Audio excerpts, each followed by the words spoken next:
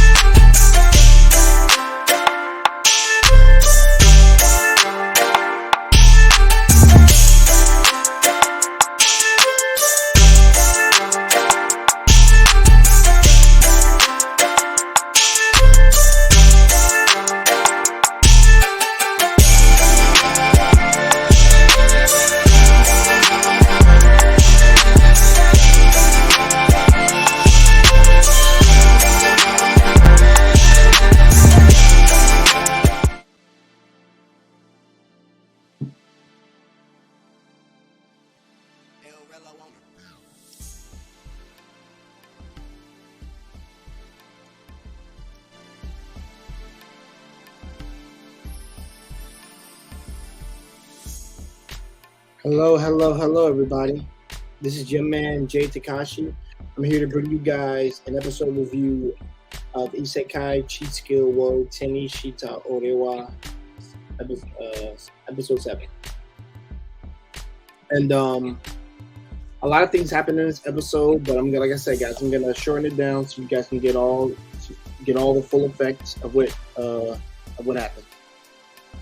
So, in this episode, guys, Yuya and his dog Knight, they are still training in the dark region, which is called dark region, and they are currently like just upping their skills, getting stronger as the days go by, things like that.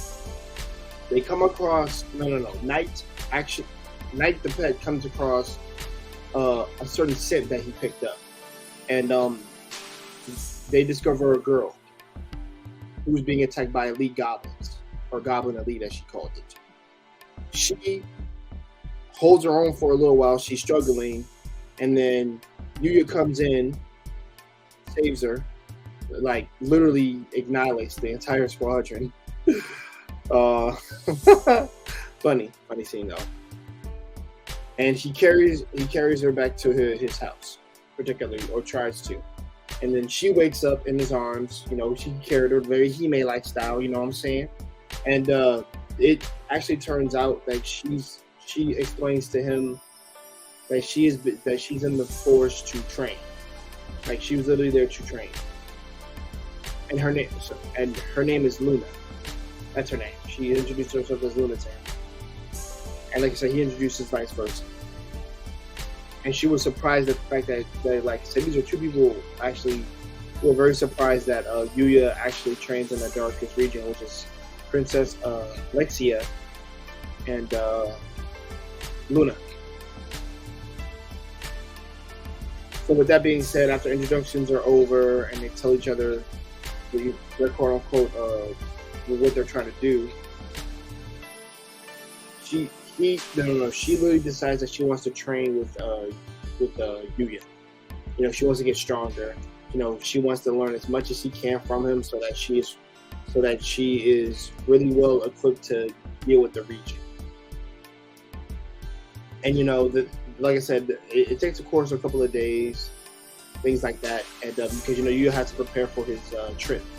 Like he's just finishing up the last remnants of his penance and leveling up with him at night.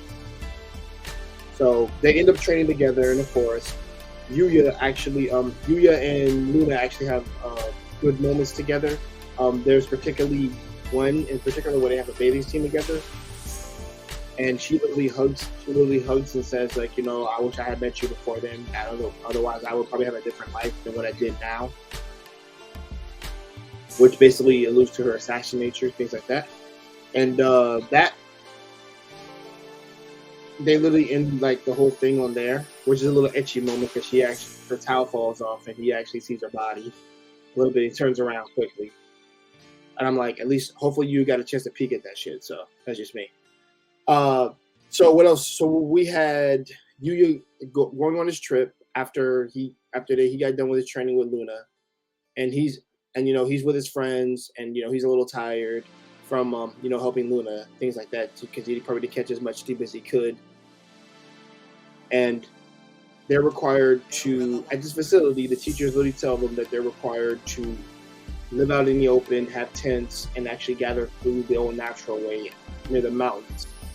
Like, you get your food from nature, which is what I actually thought they were going to do, which I'm glad I was right, because that's what it seemed they were going to make the students do in this episode. Like, you're going to actually live off the land, which is something actual, like, people, like farmers, people like that actually do in real life. People who grow their own crops, things like that.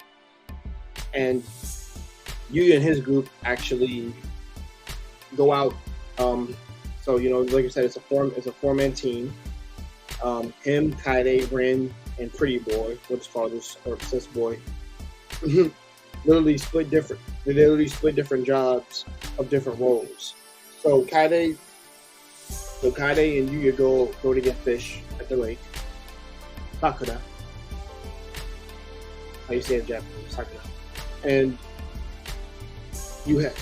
those two, I think they said they're going to go knock out a tent, like pretty much like get things set, like get their boarding situation taken care of. I know I said tent, guys, but like you got to take care of your boarding and shit, boarding equipment, make sure your sleeping bags are there, all that stuff, fire, all that. So like I said, they're getting the other parts for what they need, so when like nightfall comes, they're prepared. So we actually see Yuya use some of the skills that he developed with Luna, and she told him literally, every animal has feelings and fears, and also they can react to your movement, which is a thing that fish do in real life. If I watch Discovery Channel, that whole thing about like they react to movements in the water, motion, vibrations, things like that. And Yuya uses that what Luna taught him, and he starts catching fish. Not like he's the greatest fisherman ever. With his bare hand. And then after that, people were surprised. I'm going to say, like, the usual Gegu thing. So, and also after this, we actually come back to Luna being somewhere in a distant town in a certain place, to where she actually reveals that she is actually an assassin for a dark guild, and she has a mission, which is why she was in the dark regions, being trained to get stronger for her mission, so that she carry out the task. And she literally says, "I would have liked," and she literally says, "I'm sorry. I'm sorry. I wish I could have been a better person, or be a different person than do this," which means that she regrets doing what she's doing, which is alludes to that. And with that, we have the end of the episode. Now, like I said, the character interaction between Luna and Yuya was good, as brief as it was, because it was like about half the episode.